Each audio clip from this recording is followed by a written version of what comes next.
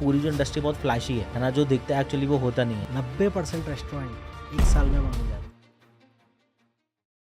इस इंडस्ट्री के अंदर में कितनी डेप्थ है अगर हम बात करें in terms of, because franchisee की अपनी जगह तो है ही सारी चीज़। अगर हम आज फ्रेंचाइजी ले रहे हैं, हमने स्टार्ट कर दिया, सारी चीज़ है, एक लेवल के बाद में कितना प्रॉफिट मैक्सिमम एक आउटलेट निकाल लेता है, और अगर लॉस भी है तो कितना हुआ है? लॉस तो जो आपकी मूड़ी है वही है टेक्निकली। और दूसरी चीज़ आपको इस इंडस्ट्री की बात करें तो मैं कहता हूँ किसकी भी फ्रेंचाइजी आप लो, आप उतना ही लो कि अगर आप खुद धंधा शुरू करते हैं तो कितने रुपए में शुरू होता। मैं खुद का कोई फ्रेंचाइजी नहीं लेके कोई खुद का आउटलेट शुरू करता अपना ही ब्रांड, तो कितने देर में कितने रुपए में शुरू होता।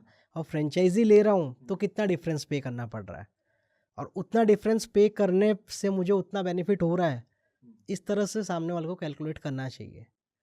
फॉर एग्जांपल मैं खुद का शुरू करूँ तो मेरा को 10 लाख रुपए का खर्चा है, एक एग्जांपल, और मैं इसी के बदले किसी की फ्रेंचाइजी लूँ तो हो सकता है मेरा 20 लाख का खर्चा आ रहा है। तो मानो मैं 10 लाख का प्रीमियम पे कर रहा हूँ, तो 10 लाख के प्रीमियम पे करने से मुझे उतने कस्टमर भी एक्स्ट्रा मिल रहे हैं, नहीं मिल रहे। इस तरह से सामने वाले को कैलकुलेट करना चाहिए। ये जो इंडस्ट्री है, कैफ़े वाली जो इंडस्ट्री आजकल काफ़ी एक तो बूम पे है। हाँ जी। और अभी हम लोग बात भी कर रहे थे कि लाइक कैसे आज के डेट में जो यूथ है वो पूरा पागल हुआ हुआ है for the opening of new cafes and all.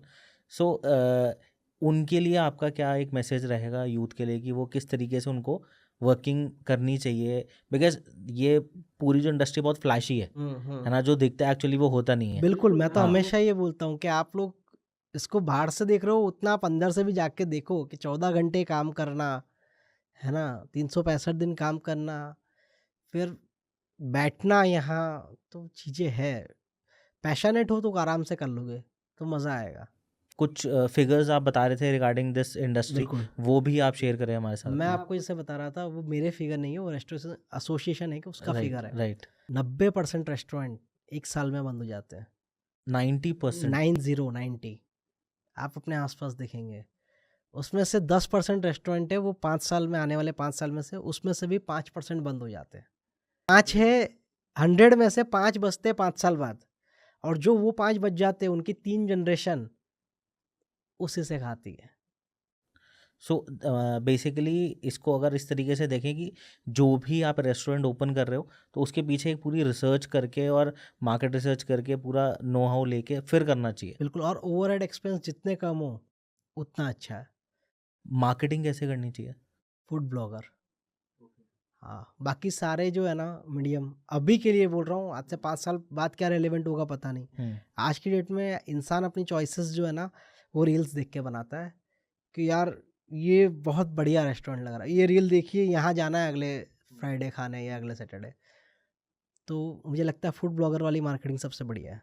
एक फ्रेंचाइजी अगर अपन ओपन कर रहे हैं ब्रांड की, सो उसके पीछे में कितनी मार्केटिंग कॉस्ट लगती है, कितनी जो फ्रेंचाइजी ओनर्स हैं वो लगा रहे हैं आज की डेट में? 50,000 की तो हम खुद करवा के देते हैं ठीक है। फर्स्ट मंथ के अंदर, और उसके बाद जो होता है वो 50-50।